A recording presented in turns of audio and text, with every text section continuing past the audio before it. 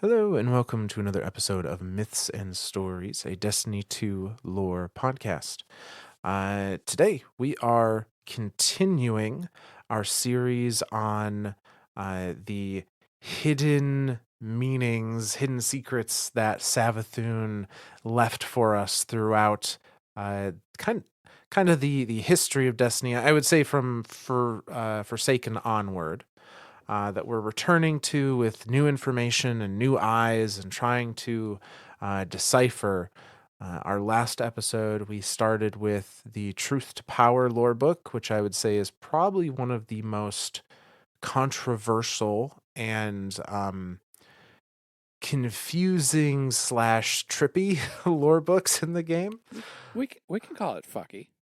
We can do that run through this one. Yeah, I think that's It's pretty it's pretty it's a accurate. pretty it's pretty nuts. Like there's some we're just now starting to get like the last one that we ended on where it was like the breakdown of a machine that's possibly living in a virtual machine into this one. Like we're starting to get into weird stuff now. Oh yes, and it only gets weirder. Uh, so to reiterate some of the background information around Truth to Power that we talked about in our first episode, it's confirmed at this point, at least by parties in game, that Truth to Power is written by Savathun, that she is the author of Truth to Power. Uh, Truth to Power is delivered to us through the Dreaming City quest during Forsaken, which we talked about in the last episode. Um, and it started as like a letter from Eris Morn, who we had not seen in game at that time since Destiny 1. And then it morphed into, hey, sorry, my name's really Medusa. I'm a war mind type entity. I was pretending to be Eris Morn to like not scare you so that you would trust me. Uh, and then that broke down further into like Medusa had crashed essentially, like hit logic errors that they couldn't deal with and crashed. I love that. Hit fatal logic errors. Just fucking air it out. Like, nope, server's gone. Everything's gone. Connection Yep. lost. So we had a lot of fun with that episode. I feel like coming back to this knowing that Savathun doesn't I would almost say almost never just outwardly lies completely. Like there's always a half truth Right. or a truth that's so out there you're like there's no way that's the case. Um and so I think we had some really interesting theories and stuff we talked about in the last episode. So if you haven't listened to that, go check it out because I think we had some good things. But Absolutely. I'm excited to get into some of the remainder of Truth to Power as well because we have some really cool entries in this yet to go. Oh yeah, this first entry that we're gonna do. This is probably one of my favorite entries, and it's funny because uh, this entry that we're gonna start with is actually they do it twice in this book, and I love both iterations of it. And so I'm not even gonna try to steal any thunder right now. Myth, why don't we just dive on into this? Yeah.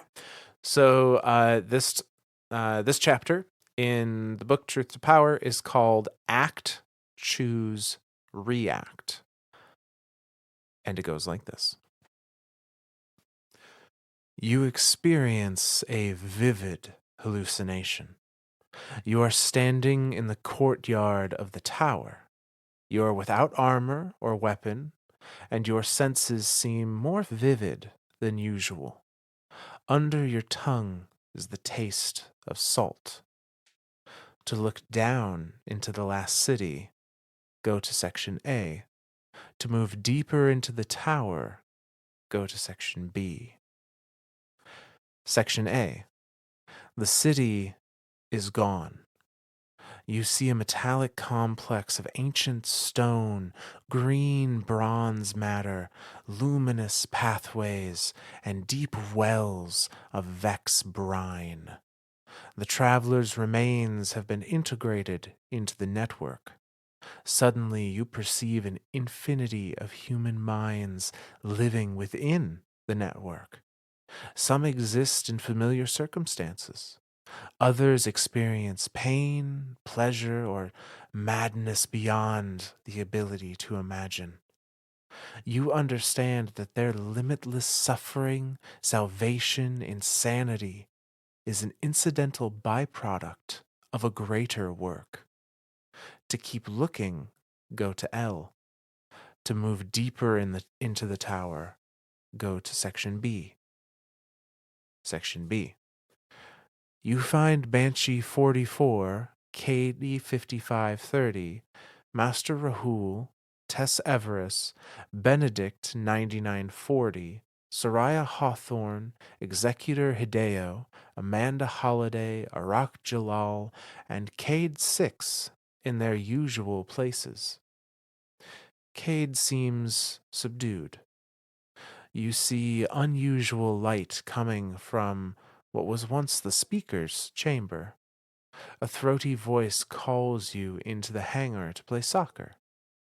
You speak to Cade, go to section C. To investigate the speaker's chamber, go to section D. To play soccer, go to section E. Section C. Cade deals out a countably infinite number of cards, but runs out before he can give all his players a full hand. He sighs and scuffs his feet on the floor. If I'm here, he says, I guess they figure I'll never do anything new or confusing again. They got enough on Nessus to approximate me, and they don't expect to get any more, so I must be dead, huh? Go to section B. Section D. A Vex Hydra hovers in the place once occupied by the speaker's machine. As you approach, a jet of brine spurts from its chassis, and the corpse of a Greek woman with snakes for hair tumbles onto the floor.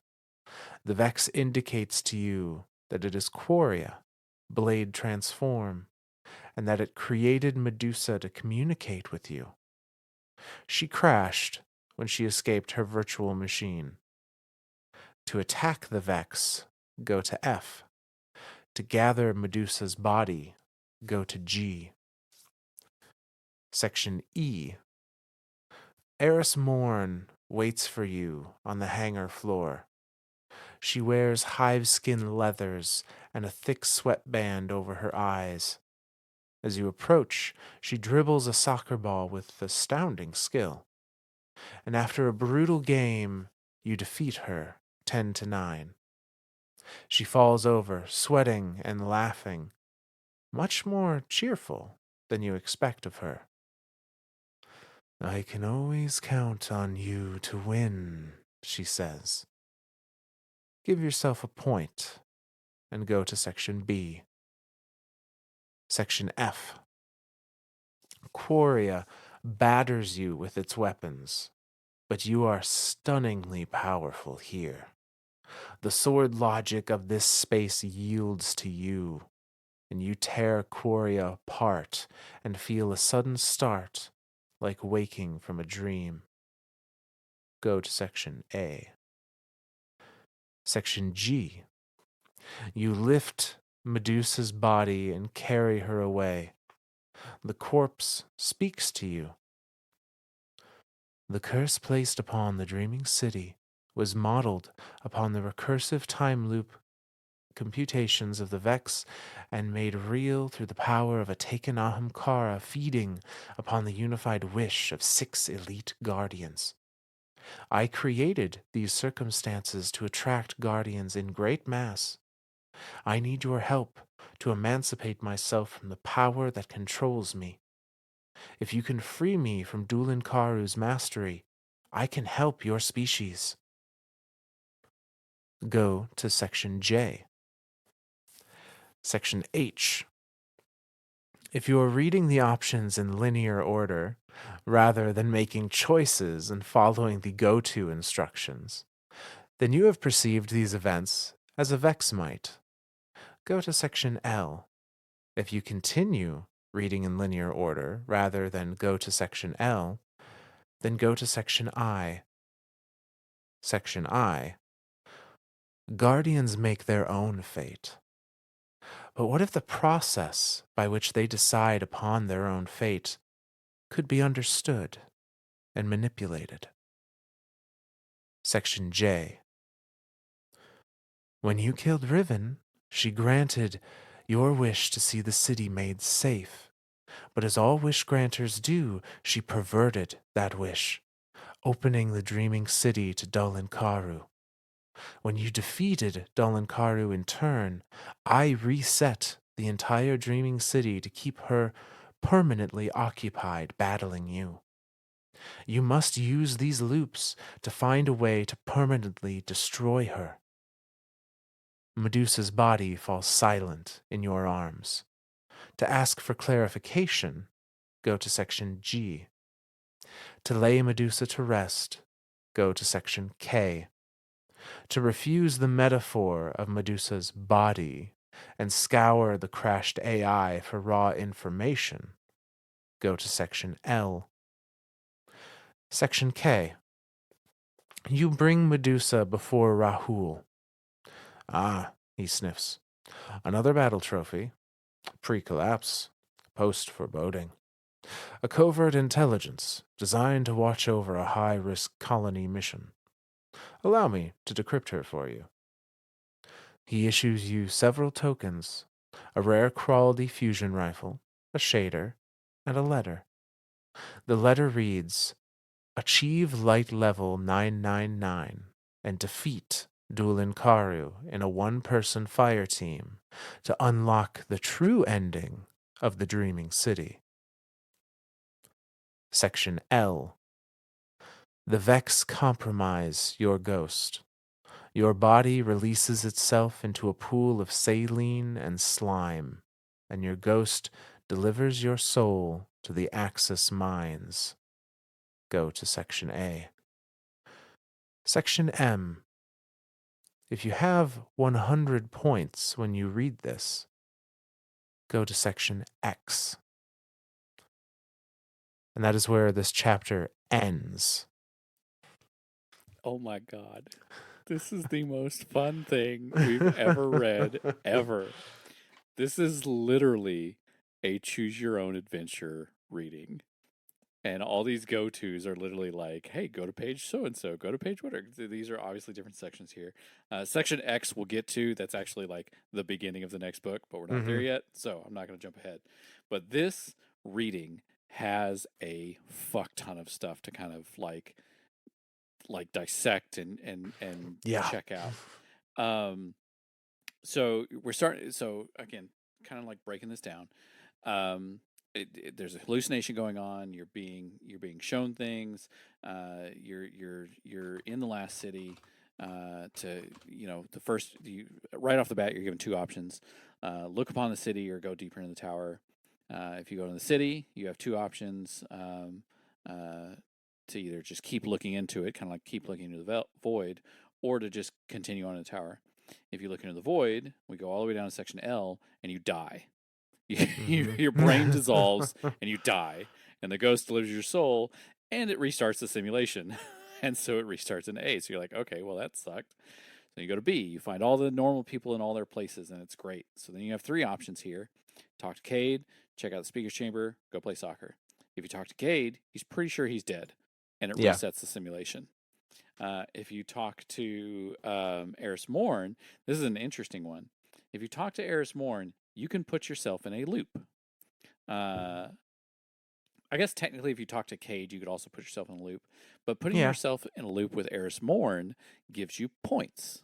And that's where eventually, if you read section M and you have 100 points and you read this, then you can go to X.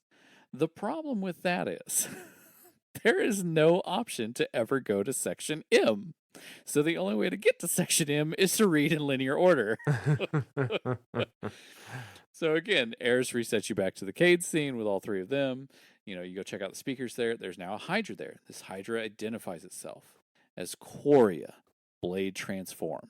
We've talked immensely about this Quoria entity. This is the taken Quoria that, Crota sliced open the hole in the wall and there's ants running out and he's like, oh shit, I gotta kill the ants. And then Dad comes home and he's like, what the fuck is this? And his mind has created itself, Quoria, blade transform, and Dad's like, I'm taking that. And then taking it in both the literal sense of like, I'm taking this away from you, you can't have it, and taking it in like the I'm turning this into a taken. Yeah. And then hands it to Savathun. It's like, here's a pretty present I found, or that Crota found. Don't worry, he's been kicked into the ether, and he'll take care of the ants on the other side. And this is where we get our first inclination of where the idea of Medusa came from. Now, again, at the time that this came out, this was all just like what ifs. Like these were all just like, what is happening here? So this was on this 3-week cycle, and now we get this new Act, Choose, React book, which again we thought originally was coming from Erismorn, has now been said to be coming from Medusa, and now is this new thing of this Choose Your Own Path thing, because the Medusa thing crashed in the previous reading. So, if the Medusa thing crashed in the previous reading, how are we still receiving messages? Again, obviously we know now these are from Savathun. She snuck these in here. But this Quoria Blade Transform introduces us to Medusa and says, hey, I created this to communicate with you. So now we're kind of getting this like peeling back the layers of like, maybe this is how Medusa was.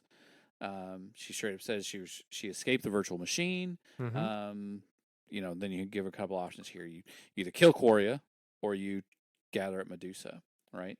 So if you could kill Quoria, you kind of get fucked. But you also kill Quoria. Because by killing Quoria resets the simulation, you go back to A. By checking out Medusa's body, the body starts talking to you, and you get more information kind of about the Dreaming City. It says the curse placed on the Dreaming City was modeled upon a recursive time loop computations of the Vex and made real through the power of a taken Ahamkara feeding upon the unified wish of 6 elite guardians. So again, this is if we kind of break that down, the idea of a time loop, that's what Vex like doing. They like studying things in a time loop. Mm-hmm. The computations, that's just what Vex do, making, estimations and guesstimations of correct outcomes and predictions and all that stuff. But all of that was made real through the power of the Taken Ahamkara feeding upon the unified wish of 6 elite guardians. That's obviously us killing Riven in the Last Wish raid. So then it says, I created these circumstances to attract guardians in great masses. Remember, in one of the earlier readings, it literally said, send to every guardian, send to everyone. Yep. Get everyone here. And we now kind of get a reasoning of why that was done. I need your help to emancipate myself from the power that controls me. So it's almost like Medusa was created so really that now Medusa wants free. That's kind of a fucky thought, but whatever.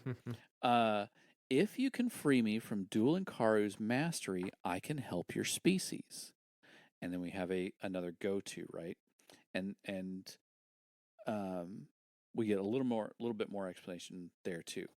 But again, then you have the like, if you're reading these in linear option, that's Yeah.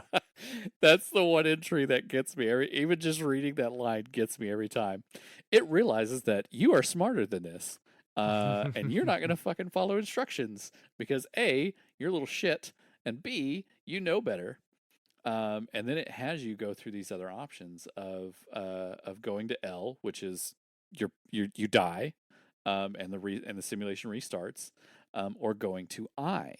And I brings up the famous one of the most famous quotes within Destiny is "Guardians make their own fate."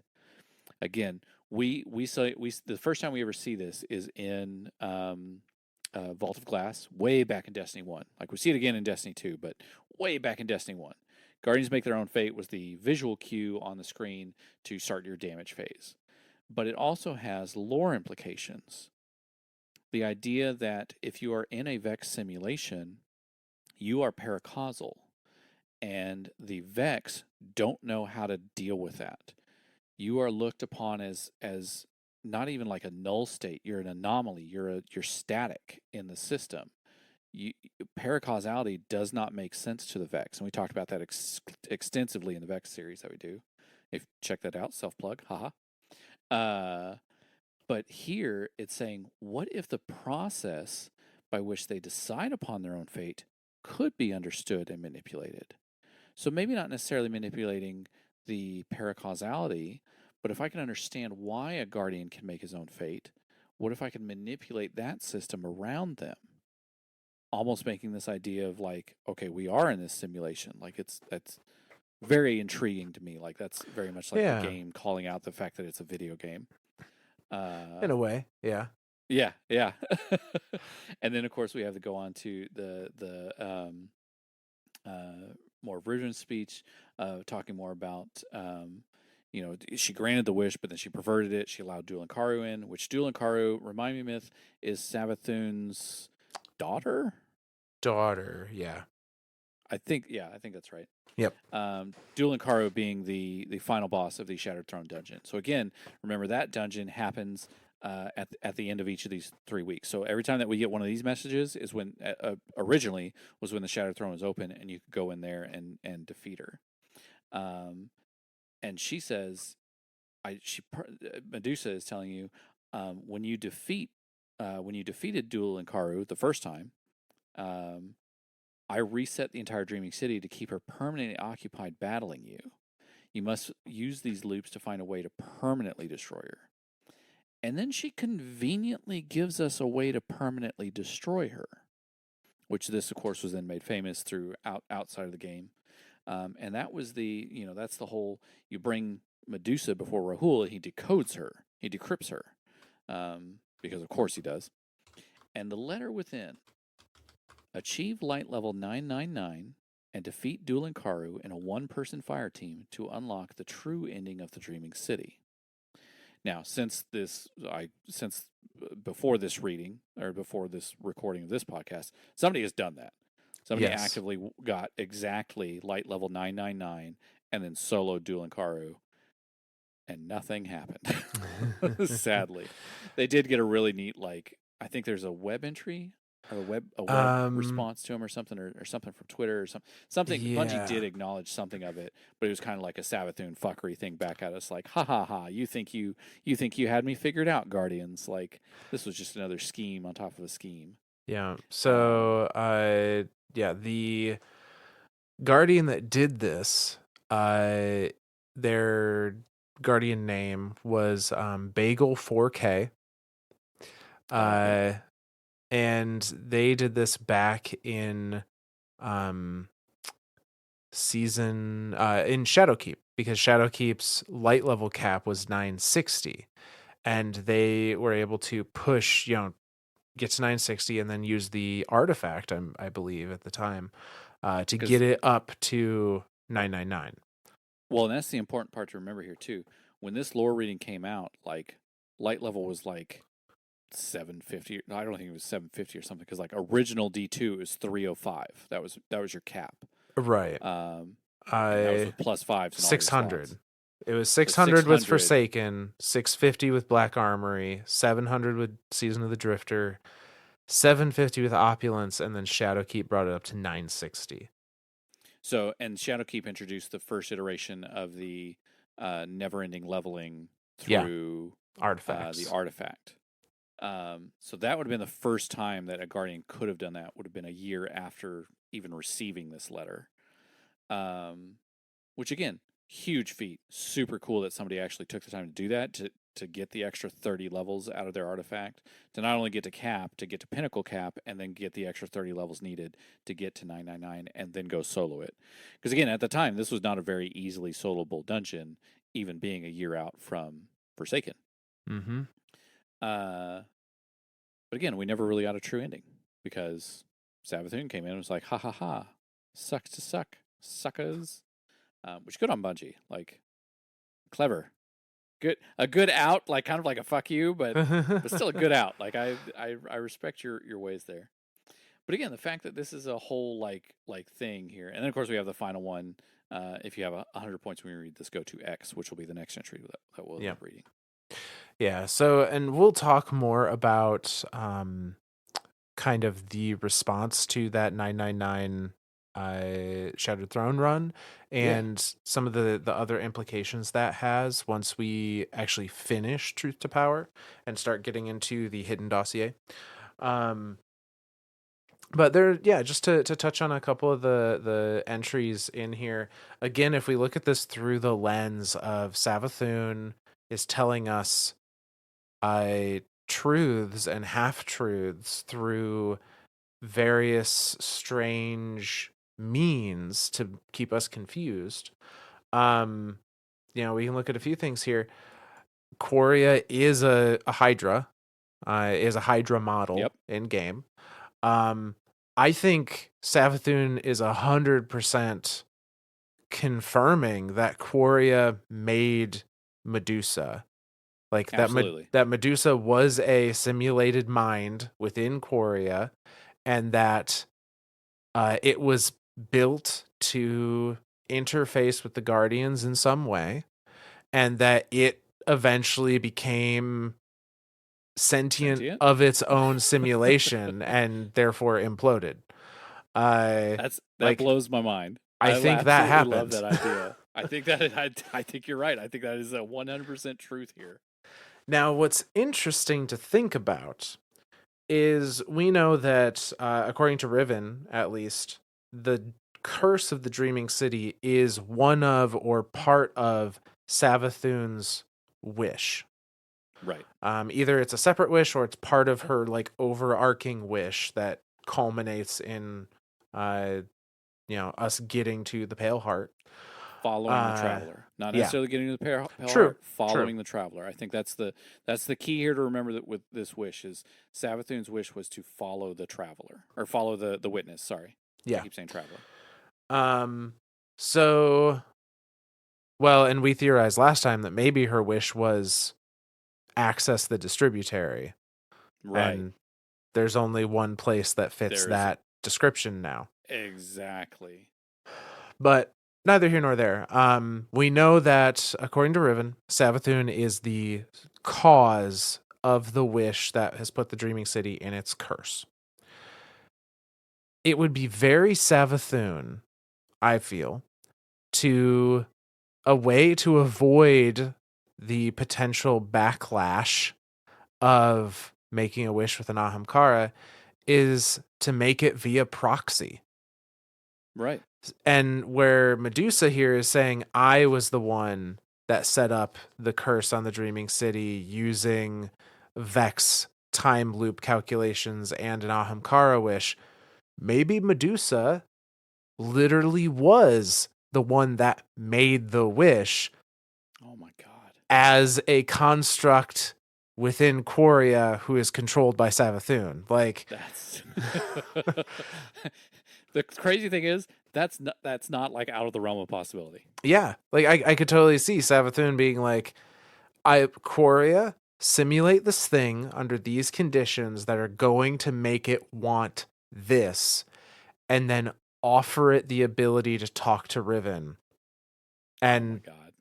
like as long as What would a virtual machine what the hell would a virtual machine made up thing that isn't even real that is now discovering sentience and that it's inside a virtual machine even wish for? Like what the to fuck? get out. I guess. uh And I mean, even Medusa says to emancipate her Yeah. from her Yeah. prison, essentially. Get Uh, out. and and it's interesting. Also, we see some similarities between, again, and this is kind of where this stems from. We see similarities between Medusa's stated mission and what we know Savathun's mission is. Not even just to Oh the degree shit. of follow the witness or go to the distributary, but this is a point in time where Savathun still has her worm that she is actively trying to get rid of. She's just trying to find an out. Like And in yeah, Savathun's case, like get out from underneath the worm. and Medusa states, I need your help to emancipate myself from the power that controls me. That could just as well apply to That's Savathun and the worm. I was going to say that's very open-endedly worded. Yeah. Like the way these things are worded in here are just enough to be like, well, that's kind of the same thing as what's going on over here. So it's like what you were saying, like Savathun won't tell you a direct lie. Like sometimes she will, but again, the best lie is knowing is like not knowing if the truth is a lie. And that's the best way that she can feed her worm with deception. Like the more Mm-hmm. of deception that she can feed, the better. So we're in this space where like Medusa as a construct, it would make sense to want these things, but it's almost like we're hearing the words of Savathun from from a mouthpiece further down the chain, and that Yeah. mouthpiece doesn't even realize that like they're just playing telephone for the puppeteer. Yep. Yep. Uh, it's wild. I um, love it. I freaking love it. Just the entire idea of this card and this Medusa entity that's a virtual machine kind of created to be a war mind, but then realizes that it's not a war mind because it has seen things that it's not supposed to have ever seen or done before, and then like it crashes, and so then like now it's the simulation of Quaria's like, oh hey, yeah, I know I created this, and now this thing wished for something like that's insane. That's yeah. it's so great though. The other piece of this that I think is interesting is the lines regarding reading this in linear order. So yeah, if you're reading the options in linear order rather than making choices and following the go-to instructions, you have perceived these events as a Vex might. Uh, if you continue reading in linear order rather than go to L, which is what it referred to, then go to I. So this is, yes, it's calling out, hey, you're not following the instructions, you're reading ahead. But the fact that they re-trap you in the go-to instructions I was regardless of gonna what you do say, at this point. if it straight up says if you follow the first one, it doesn't say. Well, I guess the part of it is if you are reading this, then you've perceived it. Then it says go to L, which L is the brain collapse and Yeah, the it's death, like and you then turn reset in. you back to A. Yeah, you join the Vex net. You perceive this as a Vex. Go to L, where you join the Vex network, and then everything resets. Uh, but the last bit, go to. It's telling us go to I, so we're no longer avoiding the go to instructions, even if we want to. I Right, guess unless you just like skip I and never look at it or something. right.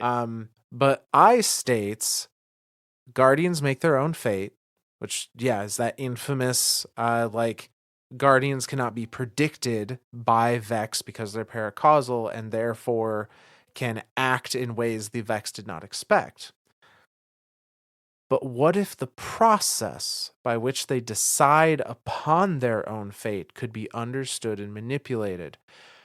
I think, again, this is Savathun telling us very plainly that we are doing what she wants us to do. Not because she has direct control over us. She cannot predict exactly what we're going to do at any given moment any more than a Vex can. But she knows our tendencies. She knows our Oh social shit. our social construct as guardian. She knows. Is this like the original setup for Witch Queen I mean, for like how to it start could be getting in to a that way. steps? Well, and I don't know necessarily that it's that, but it's not that she understands paracausality and how it works, although maybe she does. I think she's more stating from a level of psyche, of psychology, of Oh sociology. sure. Yeah, you can make your own fate all you want, but if I know that every time you're going to choose the door with a shiny reward behind it, Which we kind of do. which we kind of do, then I already control you because I know that's where you're going to go. I can just create the pathway that you're going to follow every time, and Yeah. therefore I am now in control. Interesting. I like that idea. I really do, because Guardians are we do love a good shiny loot. Oh, we do. Even if we We do. dismantle it 1,000 times, we'll still chase the goddamn shiny. I think that's even more brilliant too, is the fact that we'll still chase the shiny door, even if we know for a fact it doesn't have anything for us behind us other than a thing that we're going to dismantle into frickin' glimmer and legendary shards. We'll still chase that high. Mm-hmm.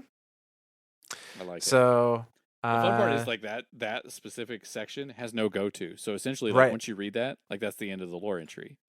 But then Yeah, of course, if that's you're just the not following question. linear, if you're not following linear rule, or if you're not following the go to and you're only following linear, then you're just gonna keep going.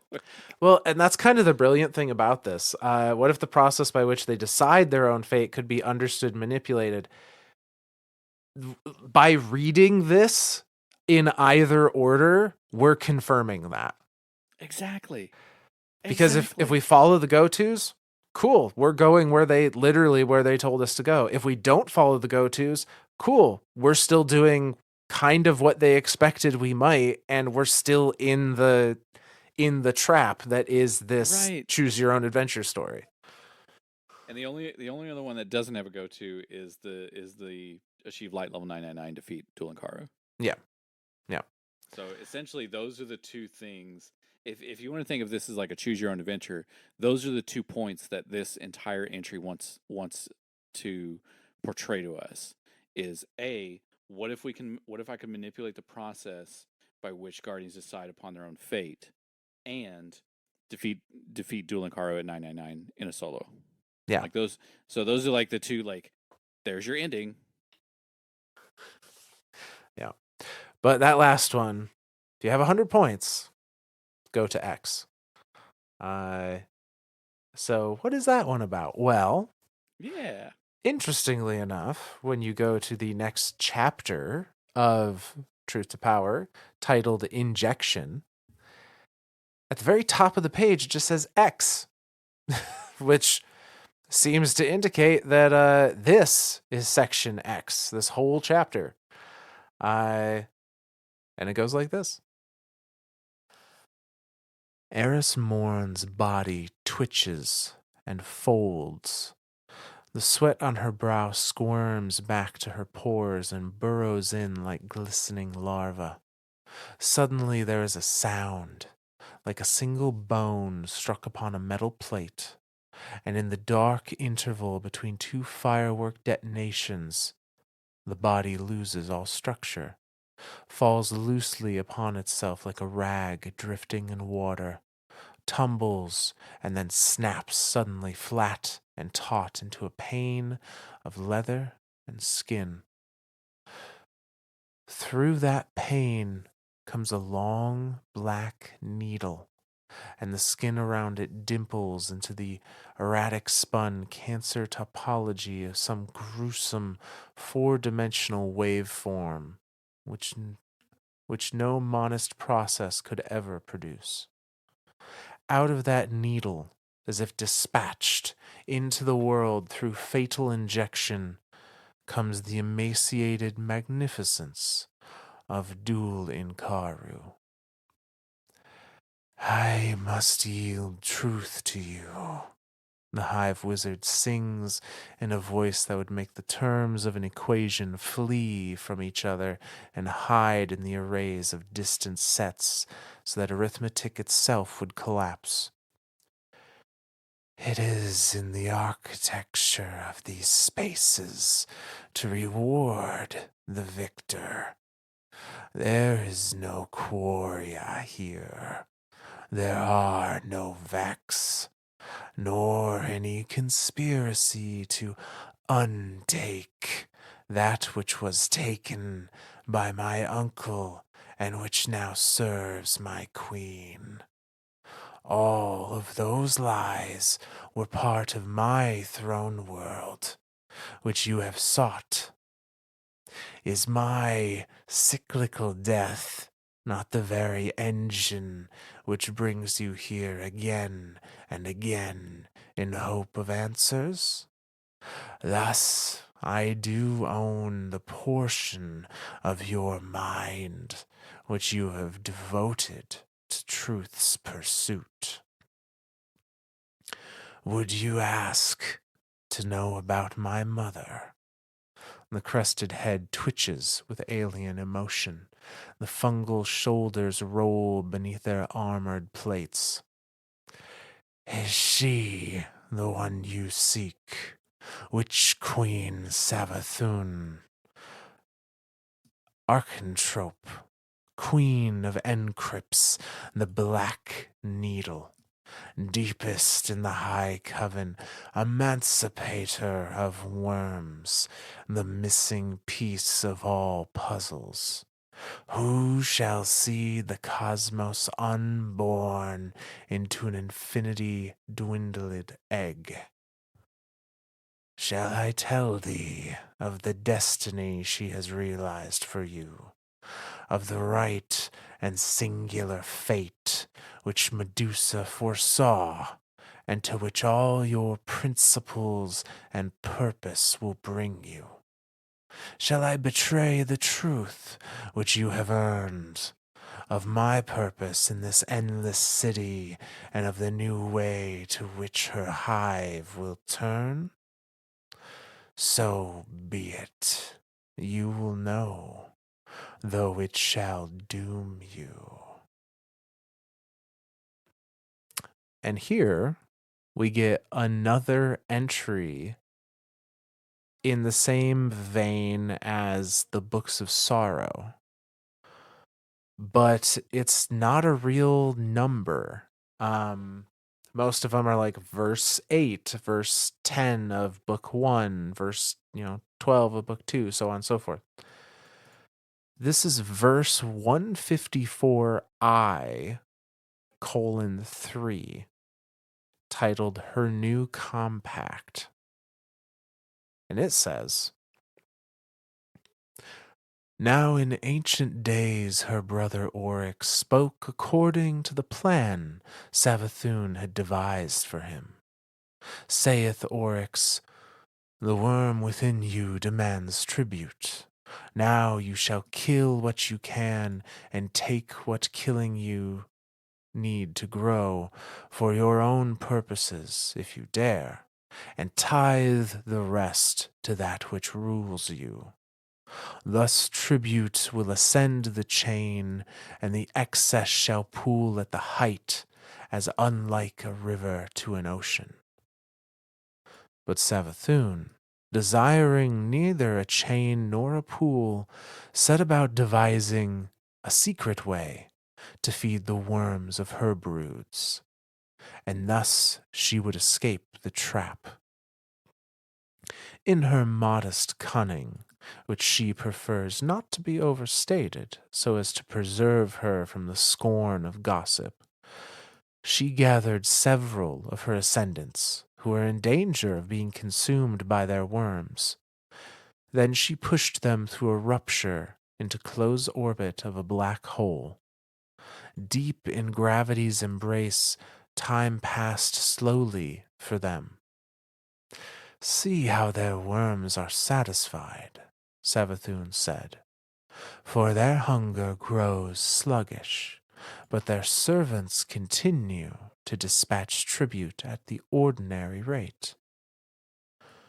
But the worms sensed the deception and increased their demands, and thus the orbiting sacrifices were consumed, and their remnants fell into the event horizon from which not even the hive might return. Now Savathun came into the possession of the Vex Quoria, whose creation she had secretly engineered. But she feared that Quoria would still spy on her for the inquisitive Oryx, and so she led her portion of the hive into a black hole, saying, Siblings, listen. We must part ways a while, so that we may grow different. Now we stake everything upon cunning, said she whose lies may alter truth. Slaughter each other so that I may reap tribute, and devise for you a new compact which shall judge thy claim to existence. This pleased Ur the ever-hungerer, whose epitaph betrayed an interest in time and appetite. Ur admired her cunning as she used tribute to teach Quoria hive magic as a computational oracle to solve unsolvable problems. One of these problems was the navigation and engineering of the singularity. Then Savathun went out from her throne world unto the singularity which she looked upon and understood. Upon this place I shall assemble my design, Ayat. And that's the end of this chapter. Dude, this shit's getting freaky. Ah. So I think this chapter is 100% truth. I think this is exactly how these events unfolded. So verse 154I, which should be, in my understanding, I being the imaginary number. Yeah, I'm Of taking that as well. That's what I'm that yeah. Of book 3. So this Mm-hmm. would have been literally the time when Oryx gifted her Quoria. And I think everything. So I think the first half of this is Duel and Karu. I think that's Yeah, exactly what happened. Like, you got your 100 points, and now Duel and Karu has popped into the simulation, and has said, okay, you want truth? Here's truth. And I think that 100% of this verse 154I is exactly how events went down. 110%. I'm right there with you. Like, I it's too perfect. It's even written in like Hive Hypocrisy style yeah. writing. Like this is exactly how it happened. So to kind of break that down, um, so again, order of events basically. Crota, slashes the thing open, which we now know, and even according to this lore entry, was devised by Savathun. Savathun directed Crota where to cut to get the Vex to come into the Ascended Plane, Mm-hmm. so she could have this opportunity for this Vex mind to be created, which is, again, dude, the entire Destiny universe runs off of Ahamkar magic and Savathun fuckery. I am 100% convinced of this now. Like, those are the two things that this world runs off of.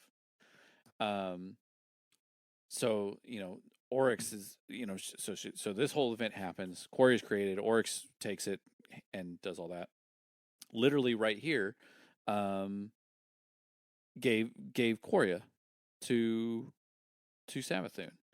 And then Savathun was like, well, that's cool and all, and I like all this idea of like, we need to feed and all this stuff, but I'm not beholden to this plan. I've got my own plan, because again, at this point in time, I think even at this point in time in the Hive's history, in Savathun's own history, she is already seeing that selling her soul to the Hive was bad.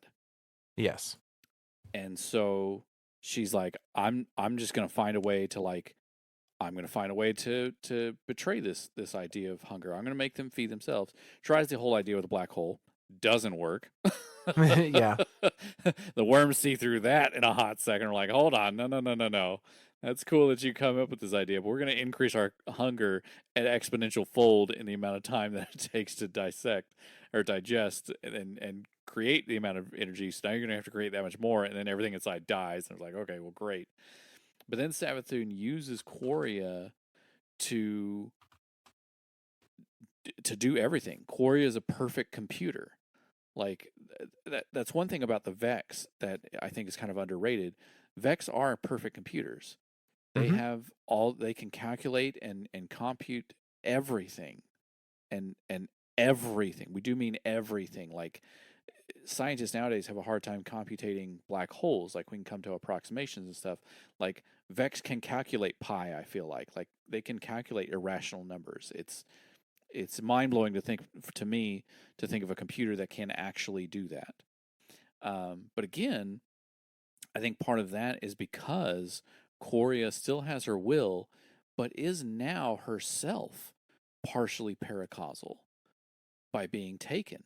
Right? Like, that, to me, that Mm-hmm. would be some form of paracausality. So now that a Vex machine has access to paracausality, what the fuck does that mean? It Like, that's means, I mean, from what Savathun tells us, it means they can solve the unsolvable. It means Right. that they can now no longer is Quoria bound to the realms of pure physics. She can potentially pose Quoria the question of, how do I escape my worm? Right. And Quoria has all of the tools necessary to answer that. And that's the question we saw in the previous entry. Guardians make their own fate.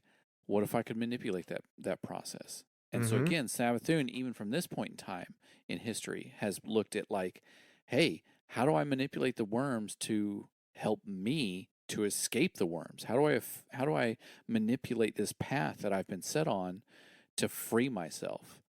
And it's so good. Such good writing here. I absolutely love it. And then of course she does so, and now it's in play. It's active now. You know, this please Ear, her own Yeah. personal worm god. Like even Ur is like, oh, neat.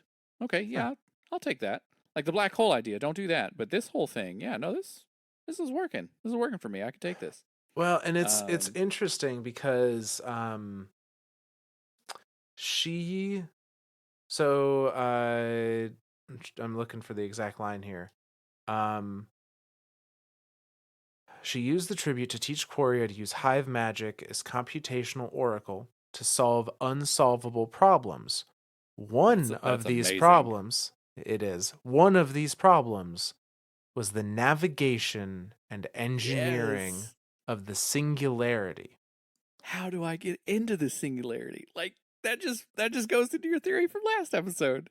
And the next line, Savathun went from her throne world unto the singularity which she looked upon and understood, and said, upon this place I shall assemble my design, Ayat. Now, they very intentionally don't tell you what the singularity is. Sure. So could the singularity be the original distributary? Sure. I personally think not, because again, thinking of when this entry would have happened in the, because again, remember this True. entry This is would have part of the Books of been, Sorrow. This would yeah. have been long before they got to the soul system. So maybe she just saw a singularity and was like, "Oh, what if I could get to the other side of that?" And so even the distributary, maybe she doesn't even care to get to the distributary. She just wants to get to the other side of any singularity. Maybe, although I don't think she would be just like hopping a hole directionlessly. Like I don't Sure. think she would give up. She would want to know where she's going to end up, or have some kind Sure. of level of plan, not just like Absolutely. go and see what happens. Just jump in She's any too any hole willy nilly. she's too methodical for that. Absolutely. And too risk adverse. Uh, Yes. but what Everything she does I'm is very calculated. right, the thing we have to remember here though is we're dealing with the Vex. The Vex can see all of history at any moment. So Oh. So the when Vex could be looking at, the Vex oh could be shit. looking at the like and because of that, the singularity could mean, and Quoria being a paracausal one probably means they can see even more of the real possible events than any other They could Vex actually ever. see, they could, so all the Vex information, because again, feeding back to our Vex episodes and how Vex work, all Vex at all time and spaces are all share one reality. So a Mhm. Vex 5,000 years from now shares the exact same reality as a Vex 5,000 years in the past. And they see all of it all at the same time, and all the information is getting uploaded and downloading at instant speed across all Vex at all time. So, like what you're saying is, if this Quoria can see this and perceive this singularity could absolutely be the distributary. And because Quoria is paracausal, she can now see the navigation lines of how to get into and out of said singularity. Dude. So the theory, I've got two this spawns two ideas with me. The first being that the singularity is the distributary, and that Savathun can see it through the lens of Quoria's perception Through of Quoria. time. Yep. Yep. The other thing that this may be is in the same method, sees it through Quaria's, view of time. The singularity in this case might be the portal in, outside the traveler. Like it might be that she Oh saw the shit. witness literally carve the portal and she Because knows how it there's works. time isn't holy shit. So maybe she really is trying to follow the witness. Maybe she Maybe. doesn't give a shit about the distributary. Maybe, dude. Or maybe she's still trying to get to a distributary like place where your thoughts manifest it, change the universe, impact the universe in a direct way. The distributary, she might see that as like, all right, that's already maybe not set in stone at this point, but like, I don't want to go to a place that already has rules Sure. because I can't. Somebody else has entered there Right. first and created all the rules there. She wants to enter her own space where she creates all the rules. Right. Where she can literally be a god.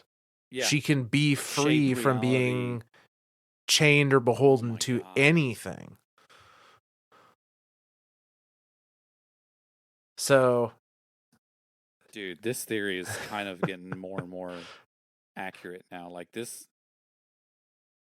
holy shit. I didn't even think of the idea of like the Vex perceiving a singularity, and now all Vex across all time have perceived that singularity. So it wouldn't matter if it was the distributary or even the, like, again, at the time of this reading, the only thing we knew about as far as the singularity was the distributary. right. At this point in time, it could have been the Pale Heart thing. It could have Like, been. time doesn't mean anything to a Vex. Now, Dude. I don't know that Quoria is still attached to the Vex network at this point.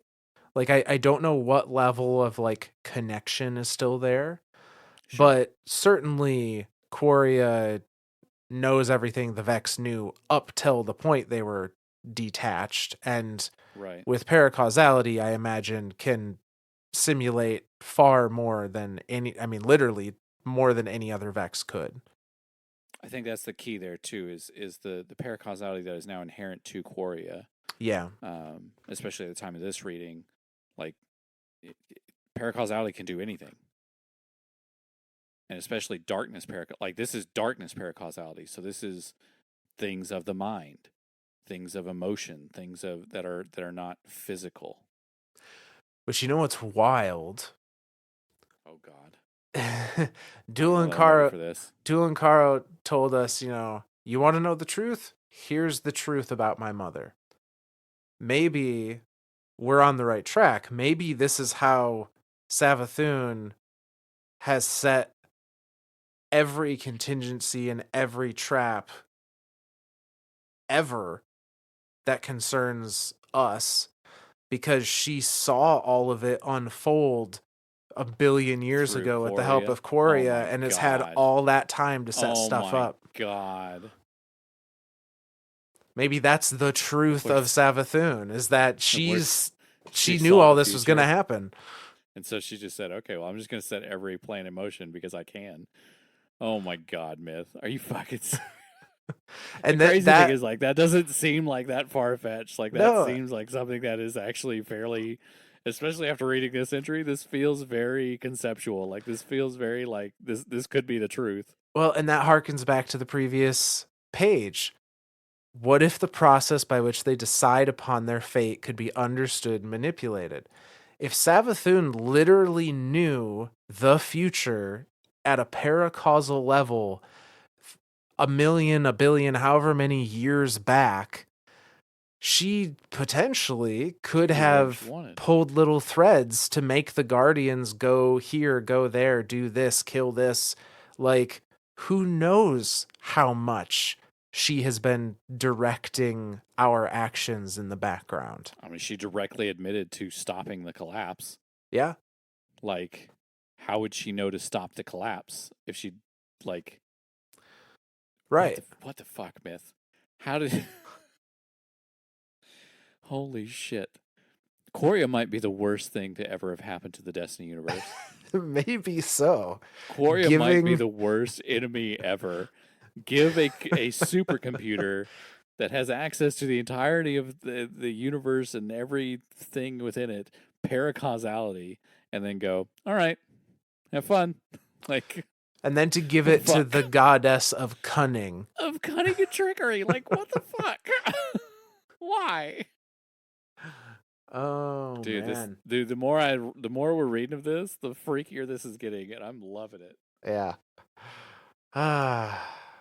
But so this truth to power continues. In not a numbered or lettered section. So this might all be section X still, technically. That's what I was thinking, because it's still verses. Like, Right. yeah, these are still.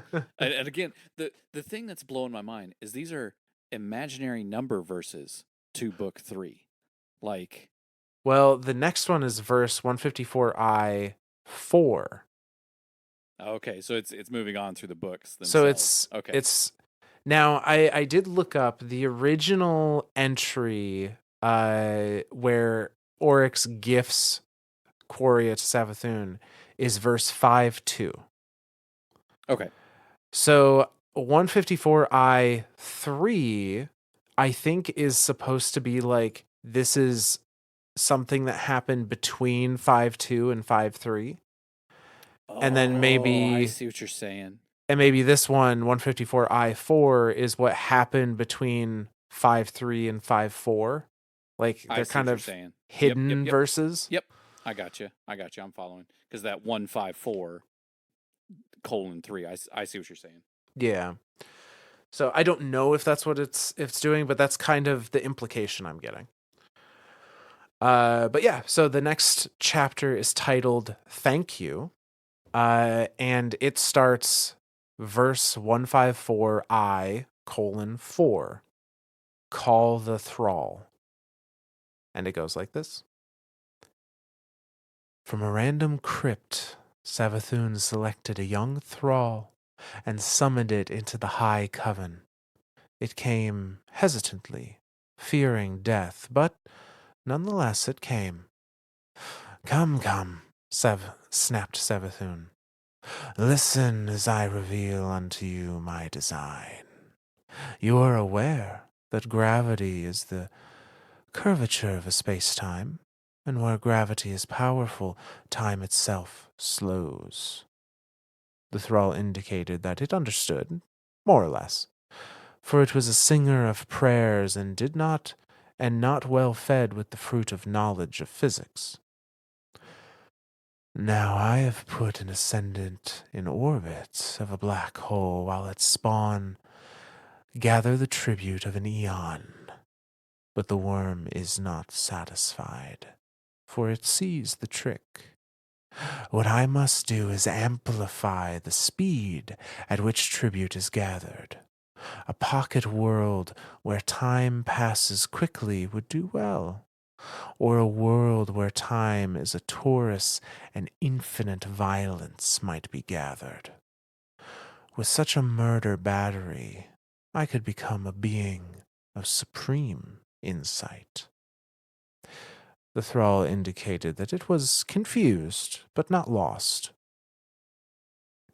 With this tribute, I shall undertake a mighty work, a real humdinger of a scheme. I'm going to refinance my entire existence. I'm going to move from an existential economy based on the accumulation of violence to an existential economy based on the accumulation of secrets and the tribute of failing to understand me. I shall name this tribute of failing to understand Imbaru, for it shall be as formless as the mist. The thrall held up its claws as if to say, Please slow down. Now spoke Savathun's scheme mother. In the beginning Yule said to me, Savathun, you may never abandon cunning. If you do, your worm shall devour you. cunning is the use of thought to predict the function of a system. Therefore, wherever a being should attempt to understand me and fail, has my cunning not defeated theirs? Wherever a falsehood is repeated about me, have I not displayed cunning? I shall gather tribute from every false prediction, misguided theory, fearful rumor, and ominous suspicion which derives from the thought of me. And in time I shall pin my quiddity upon these rumors. I shall discorporate so that I exist wherever my schemes and conspiracies also exist. And so I will be immortal, as long as anyone seeks to understand me and fails. Do you see? The thrall demurred, saying that it did not know much of metaphysics. Good, said Savathun. It's a law of the High Coven that one's sinister plan should be incomprehensible to a thrall. Do you know why you've come here? If I am to take my tribute from the keeping of secrets, where else are secrets better kept than beneath the event horizon? My brother ruled the flat space of infinity, but I prefer these tide-washed depths, and in time I shall make them my dominion. The ever-hunger heard this and was pleased. Verse 154 5, the encrypted verse. Do you know that nothing in all the cosmos has read this verse? I encrypted it eons ago, and ever since it has gone undeciphered. At the moment you laid eyes upon it, I captured the entwined quantum state of the verse, your mind, and your ghost. And then I used Quoria to transmat that state back in time to the moment of encryption. You are your own one-time pad, the key to the lock of understanding. Who am I? Call me Coyote.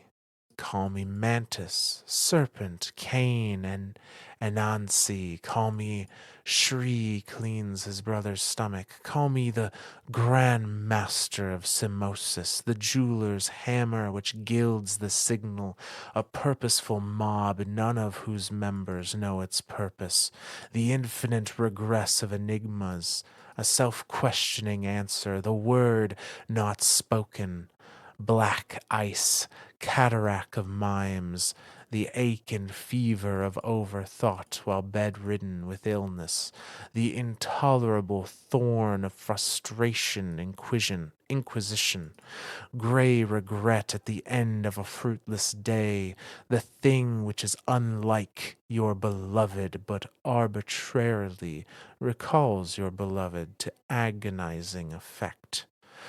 Architrave of the no-widow, needle-driven in flush with skin so that the desperate fingers cannot pull it out.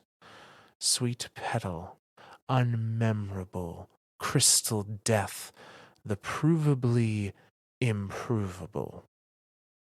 I know your people well, and so I know all of your names for me.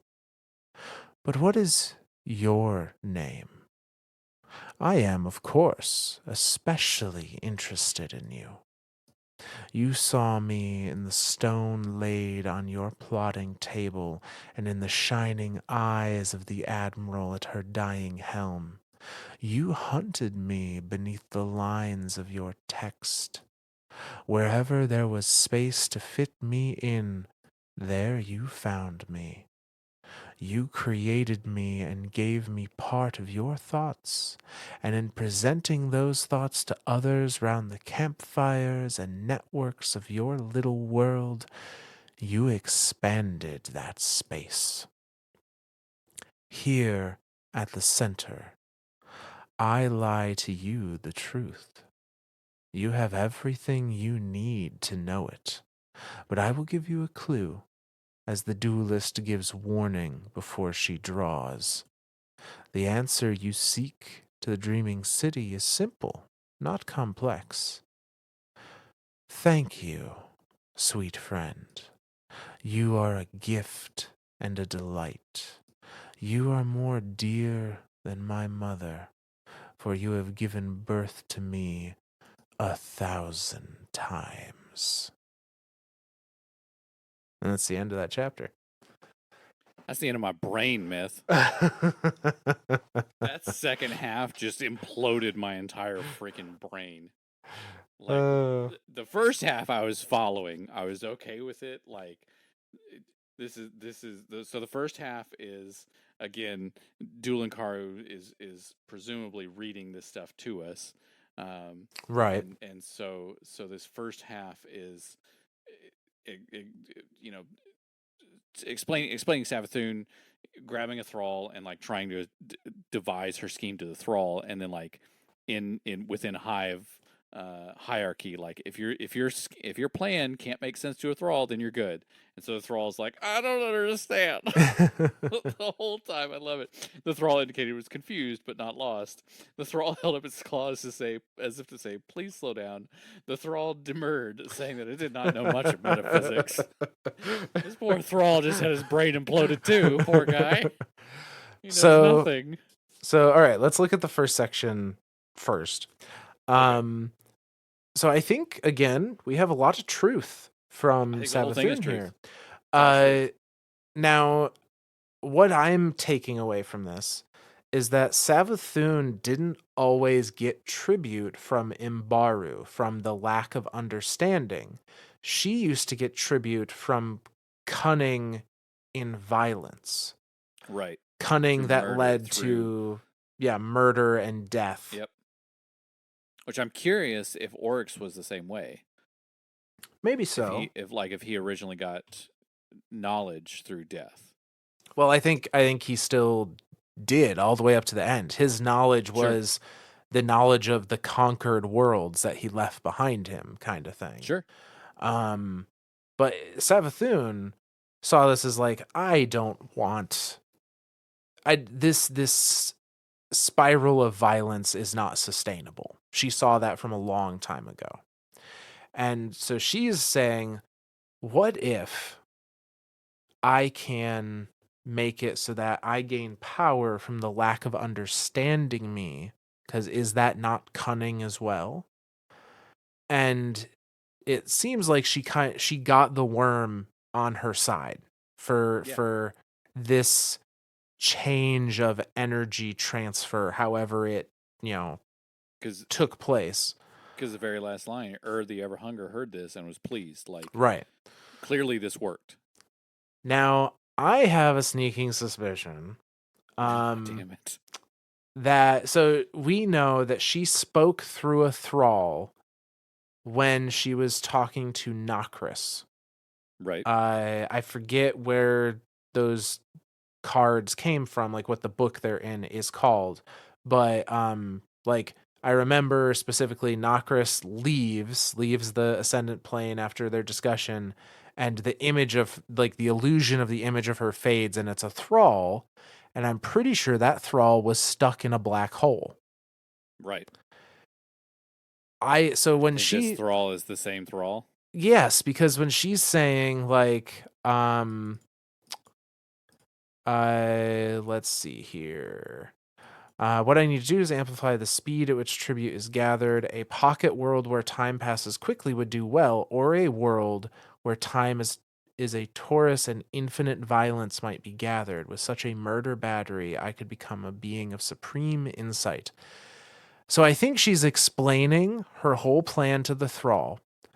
Yep. And because the thrall can't understand it, it's generating Imbaru because it doesn't Oh, it's creating an understand infinite her. loop.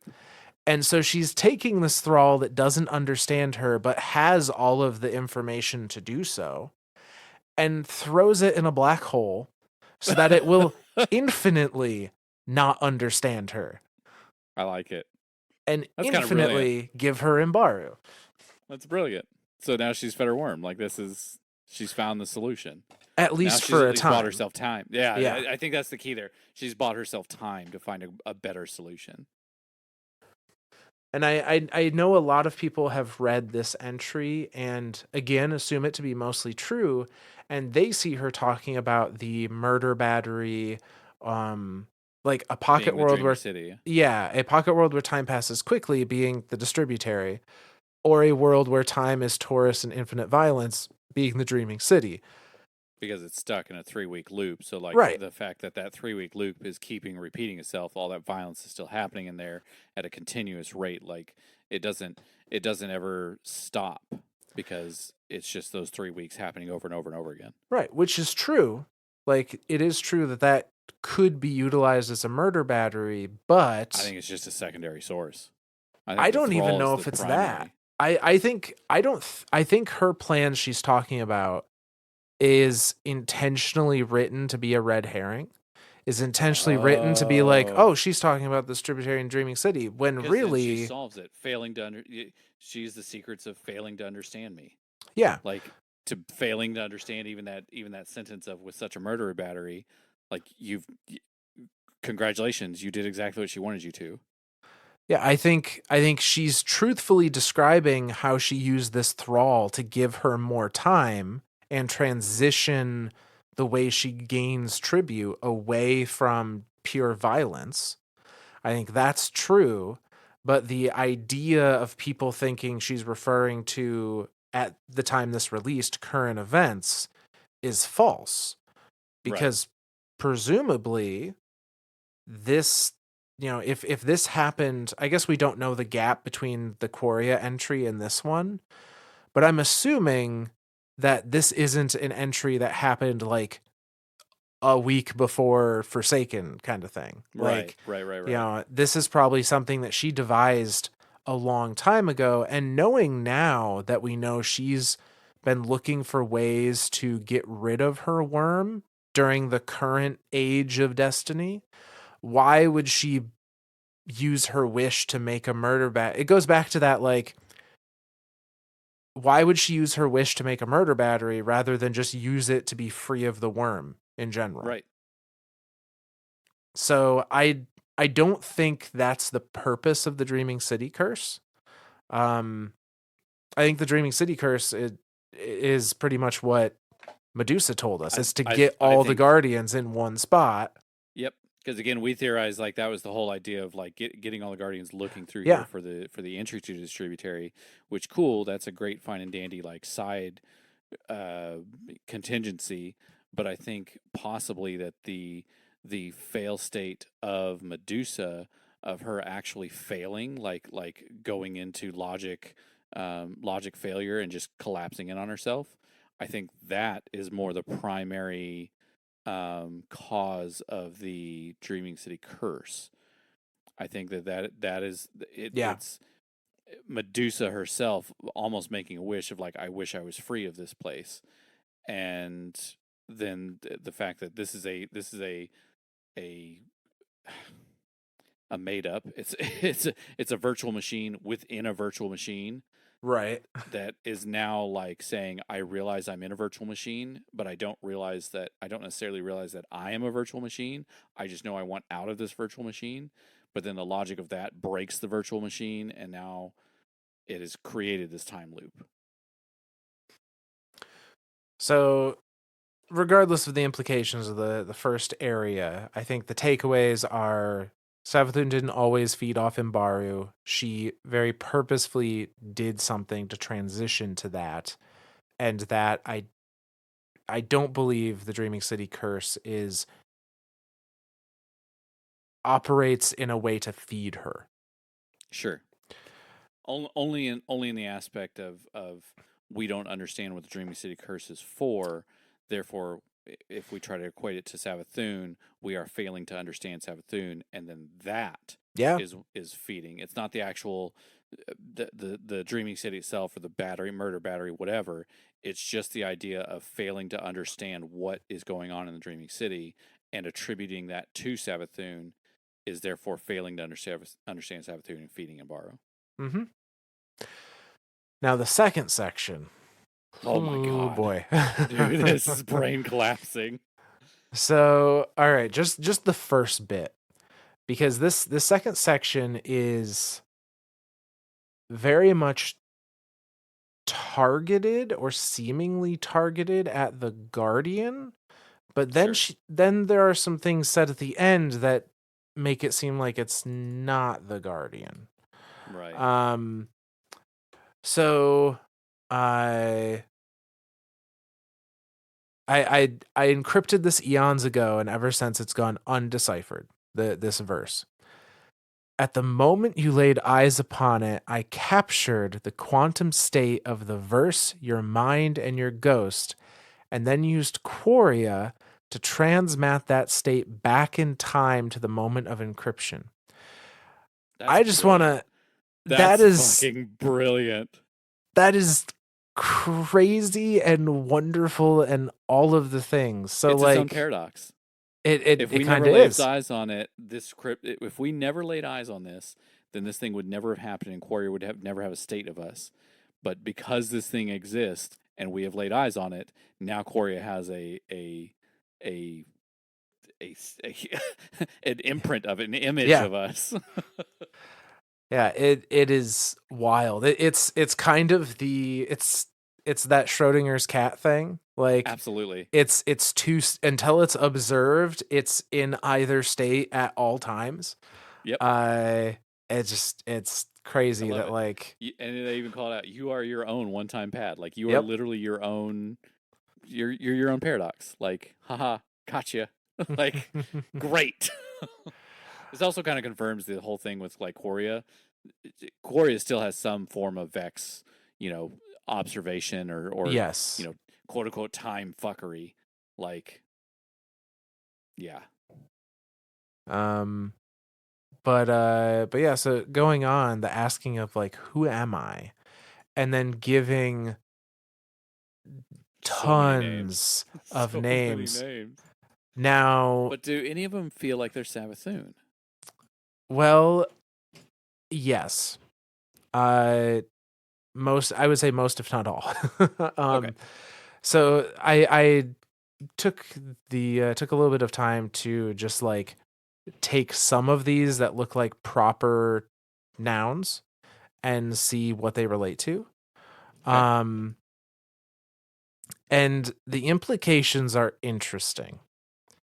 I so call me coyote, call me mantis, call me serpent, call me Anansi. Anansi, a what I'm assuming the reference is Anansi the spider, Yep. is one of the most popular animal tricksters of Western African mythology. Uh, a trickster spider in various tales of Western African folklore. Trickster, Savathun, that seems like a pretty easy one. Pretty spot on. Um, the one that I'm not familiar, and I didn't just like read the story. The Call Me Shri cleans his brother's stomach. There's a story of Shri Thenonkai. Probably butchered that, sorry. Um and there of them killing their sibling and being like banished to live in a temple. I I don't know the story behind that other than the very like spark notes, but we know that Savathun and Oryx and Shivu Arath had this whole thing of like killing each other over and over and over and then coming back via their throne worlds. Right. Uh So thinking of the throne rules as like a temple, like kill your brother, banish to the temple, come back, kill your yeah. brother, banish. Well, that kind of goes back to the other one, Cain. Like Cain killed his brother Abel. Like that's Yes, now the spelling of Cain, That was what was interesting to me was the spelling there of it. so that spelling Cagn, which might be pronounced, is probably pronounced differently, but is another southwestern African mythology. Oh, Uh, okay. that Cain or Kagan or however it's pronounced, um, is in that mythology the god that created the world and all of the people within it. Uh, Oh, and kind of like the idea of a it's distributary. yes, or the idea that again going back to like Savathun knows the future and perhaps has led, I mean it's a scary idea, but perhaps has literally led humanity to get to this point in one way I'm or telling another. you. I'm telling you, all of Destiny runs off of Ahamkara magic and Savathun fuckery. And turns out that one is kind of intertwined with the other. And then she goes on to describe, I'm assuming this is Savathun, goes on to describe herself as a purposeful mob, none of whose members know its purpose. So a Yep. mob that has a purpose, but none of the members within it know it. Yep. A self questioning answer, a word not spoken, so on and so forth. And The like, biggest one is the provably improvable. Like, yes. I mean, all of this to me, I think you're right, is very much, again, now looking more at it, is very much Savathun. Now, the second paragraph, this breaks down a little bit. I know your people well, so I know all of your names for me. I am assuming if I were to look up all of these, they would link to a mythology of some sort. Sure. So I think this is Savathun saying, like, I've been a part of your world since the beginning and have, you know, pushed people in directions here and there as I've seen needed Oh for my some God, grand purpose.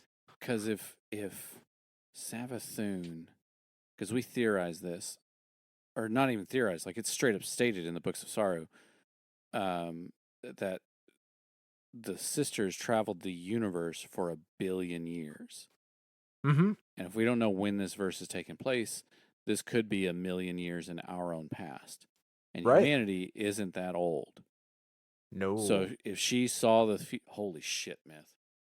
If she could see into the future and she was able to influence this, because that's exactly what she says in the first verse before. If she can just get the idea of unknown, like not able to understand me, failure to understand, and then have that failure to understand tied to the idea of Savathun, even in different names, even being, Anansi, even being called something differently, is still tying back to Savathun. Holy shit, myth. And she goes on, you saw me in the stone laid on your plotting. Or this is the bit that I kind of throws a wrench in some of this. Asks, "What is your name?" I am, of course, especially interested in you. This line. You saw me in the stone laid on your plotting table and in the shining eyes of the admiral at her dying helm. That That's gotta be seems whaling. that seems like a call out to Mara Yeah. and the ad I mean the only admiral that I can think of that is referenced in the lore in any way that would be tied with the Dreaming City is I've forgotten her name now, It but the wasn't her Yang Li Wei? Wasn't that her name? Yang Li Wei was the name of the ship. Right. Right. Uh she was a different admiral. Okay. For Which some I reason, I am was remembering spacing her, on. and that's fine. For some reason, I'm remembering her being named very similar to the ship itself. I'm gonna find it. I'm gonna find I it. know you are. Alice Lee. It was Captain Alice Lee. Okay, so not Admiral, Captain. Well, Hmm. who's the admiral in question then? I guess I'm not sure. The Thanks, stone Savathun. You laid on did your your job. plotting table and in the shining eye. Because, like, Zavala's not an admiral. I'm trying, like, is Right. there an admiral in Not in Destiny? Destiny's universe, not that I know of. I was thinking of the same person you were, but if it's Captain, then yeah, no, that doesn't make sense.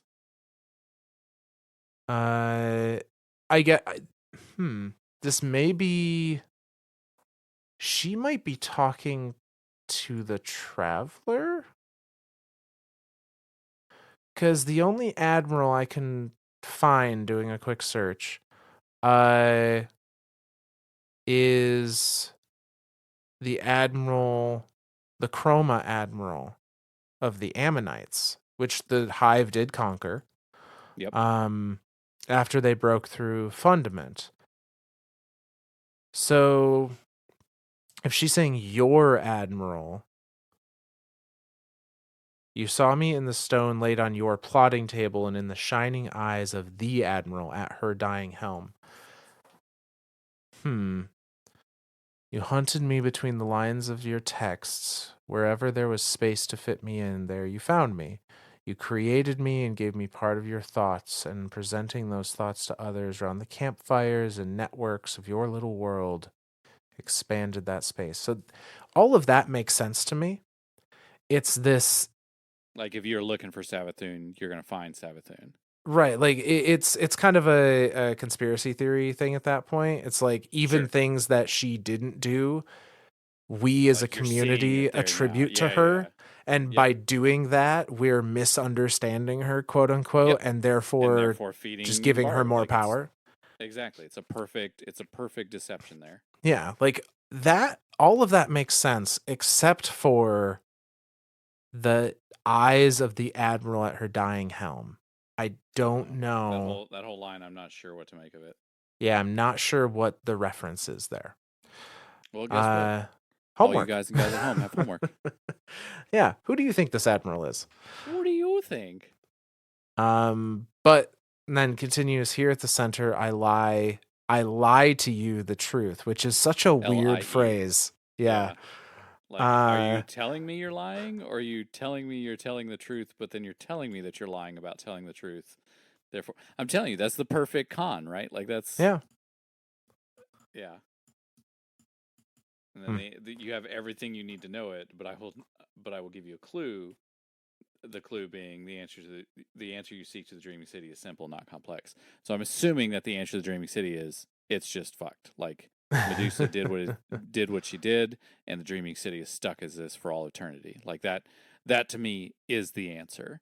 Or the answer is get to 999, defeat Duel Karu, which we have Well, tried that, we've done and that. nothing came of it. So I'm pretty sure the true answer to the Dreaming City is it's just stuck that way for the rest of eternity. Yeah, and the Because even Riven in the most recent uh, um, uh, season in the current season yeah, says that Dreaming City is it's out of luck. Like yep, that there's no fixing it. yeah, so maybe that is the answer to the Dreaming City is it's just the Dreaming City is the way the Dreaming City is forever. Yeah, and the last line, thank you, sweet friend, you are a gift and a delight. You are more dear than my mother, for you have given birth to me 1,000 times. And I think that is, although 1,000 is a very like Riven number, Yeah. I do think that's more reference to like every story you've told of me has just is kept me going that much more. And you as a people, as a community, have given me more life than I could have ever done for myself on my own. Yep. Therefore, feeding her indefinitely. Yeah. Yep. Uh All right. so Well, again, brain imploded. yeah, Uh, it's that one's a lot. That one's a it's lot. kind of put some of the pieces back together. Uh, yeah. Alrighty. Um this brings We us think one more reading. to yeah, we'll get one more here. Um which brings us to the next chapter, which is just titled "You Must." And this is a continuation. Again, the assumption is this: all of the verses we got were messages from Savathun delivered to us by Dul Inkaru, and this one goes back to Dul Inkaru. Dueling Caro coming out of a needle made a that Eris Morn deflated into. Essentially, yeah. That was fucked up to think of that scene too. Of like, hey, Eris Morn's just standing here, and then she like her skin, her sweat boils back into her, burrows back into her skin. Like I was like, oh, Yes. so gross. Yes. That was a description for sure. That was rough. But yeah, so this chapter goes like this. Dulankaru serves you poison in a fine tea set of Ahamkara bone. Now you have received my mother's message, she says. But I must admit it is all a fabrication. I have written it hoping to know my mother, to capture her true motives, to speculate upon her designs is the greatest worship. She sighs heavily in a sound like a scream up a pit as she sets the teapot down. We, her children, are all left to speculate on the great questions. Does she love us? Do we make her proud? Would she hesitate for even the tick of a planked moment before she sacrificed us in some cosmic design?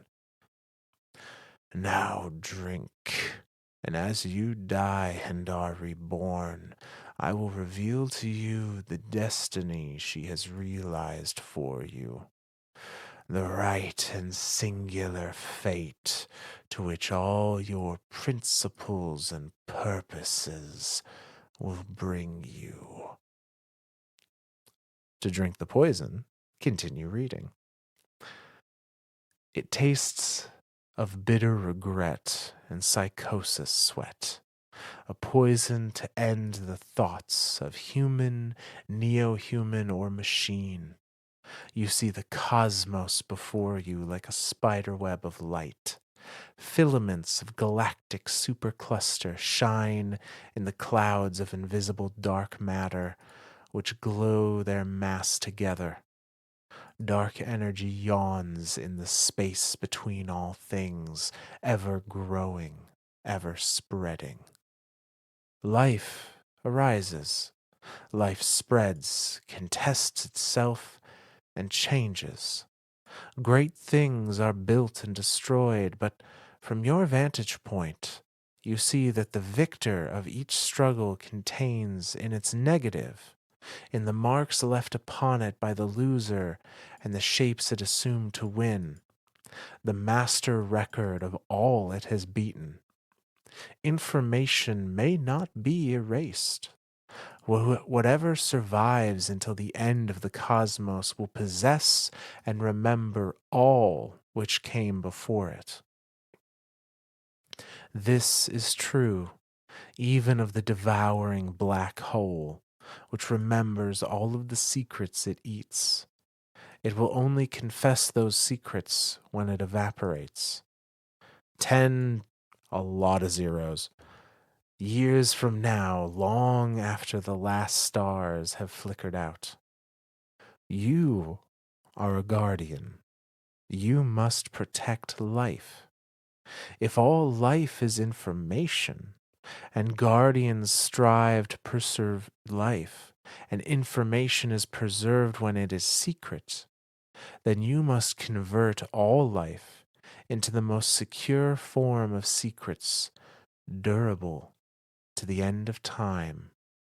You must cast all the life you cherish into a black hole. And that's the end of the chapter. I want you to look up that number and figure out what what the actual number is. It's literally okay. So 1, 2, 3, 4, 5, 6, 7, 8, 9. 9 times 3 times 3 plus another 3, 6, 9, 12, 15, 18. Whatever that is. That's how many zeros are here. Oh uh, my god. 9 times 9, that's 81 plus another 18. There's 100 zeros. 10 followed by 100 zeros. What number is that? 10 times I 10 don't, to the I 10th? don't, yeah, I don't think it has an official name. I think at that point it's just referred to as an exponent. Like the, 10 times 10 to the 10th. Yeah, that's yeah, exactly what this is. That's a lot. That's a lot of zeros. That's a big ass number. Basically saying that a black hole takes forever to freaking die. Like yeah, that's the theory that that scientists have right now, and the understanding of a black hole is that it literally will take this many years to die, and the human mind cannot comprehend that number. So even saying 10 times 10 to the 10th is kind of an imaginary number to a human because we can't, right. the human mind can't conceptually understand that number. So yeah, really, really, really long time is what that breaks down to.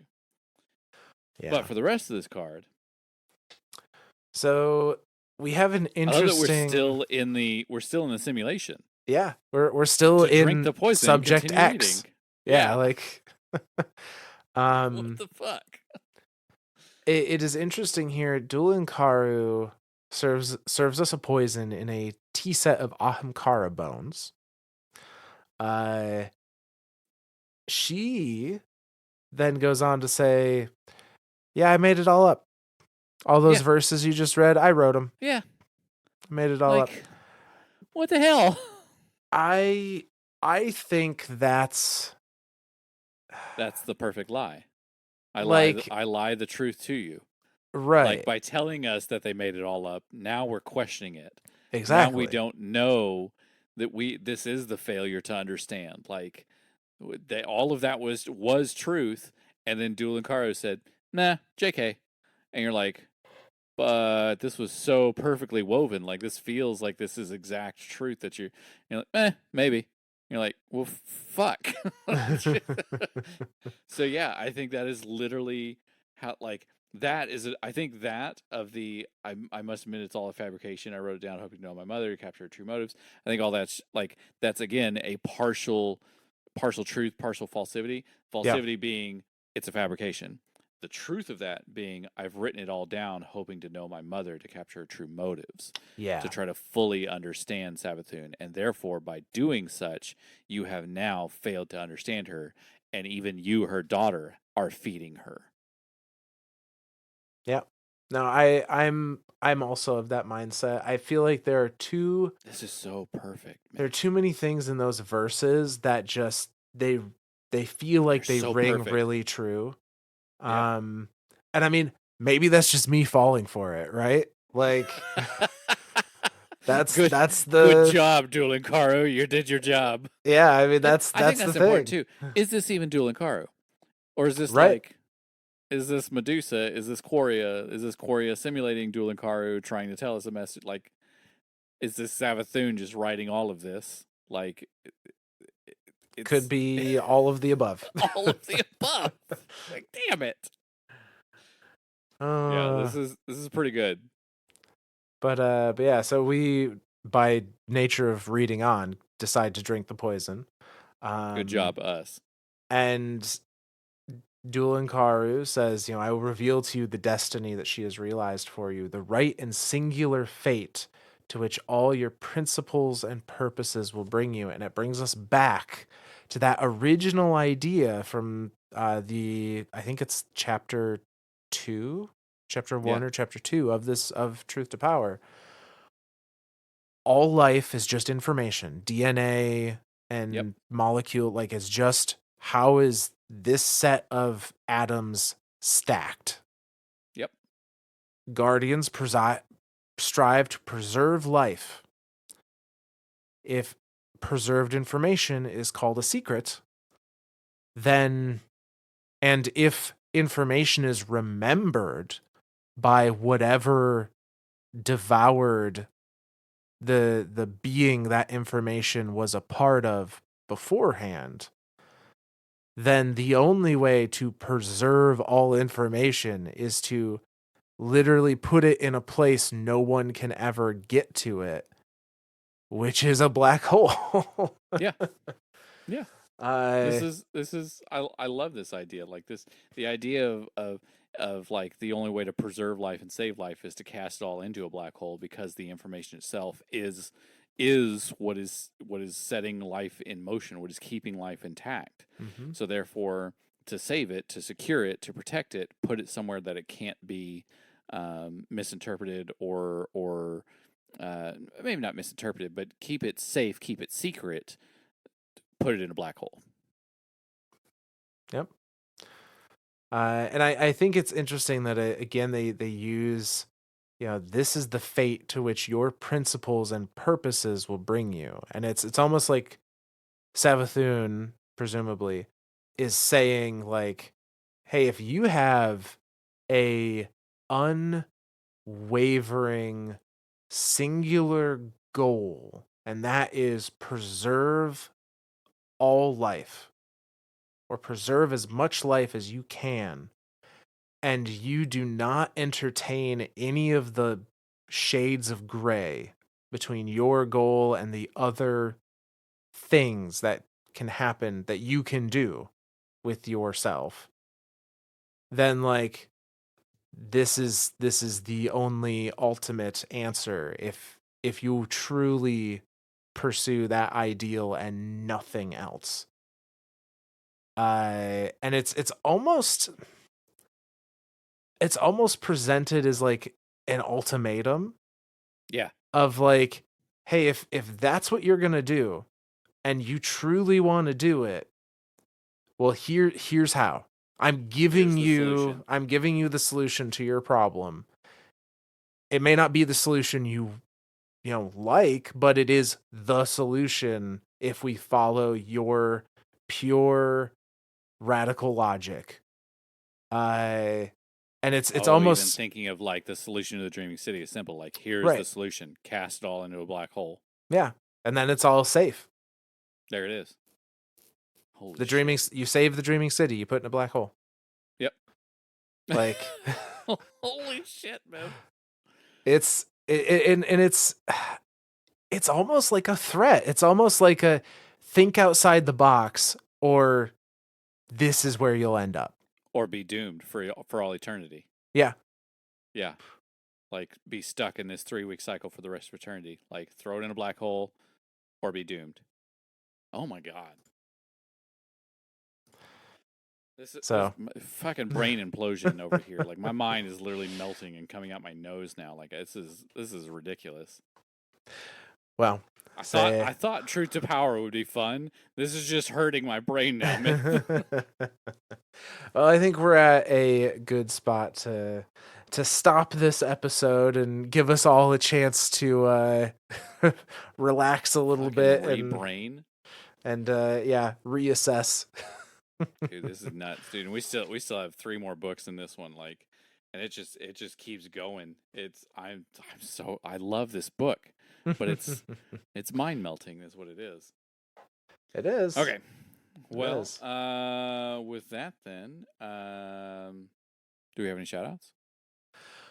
So no shout outs for this episode. But if you as one of our listeners like what you heard and you want to support us in some way, the easiest thing you can do is just leave a review for us on your platform of choice. If you feel strongly enough and your platform allows it, leave a text review. We love reading those. Otherwise, you can reach out to us at Myths and Stories, Z instead of an S, on Twitter or Myths and Stories, spelled the same, at gmail.com. And you may see yourself as a future shout out. Absolutely. Well, I guess I have thank yous. I'm actually going to thank all of you guys and gals out there, all you guardians out there. So Myth and I love looking at the numbers. Me especially, because I love analytics. I'm very data driven. I feel like Myth is too, but yeah, I'm definitely data driven. In our first year of doing this, so we are kind of starting year 3 right now. Like, we're in the second episode of year 3. In the first year of doing this, we had 75,000 downloads. In the second year, we were up to 275,000 downloads. Holy fucking shit, guys and gals. That's a lot. I am very impressed.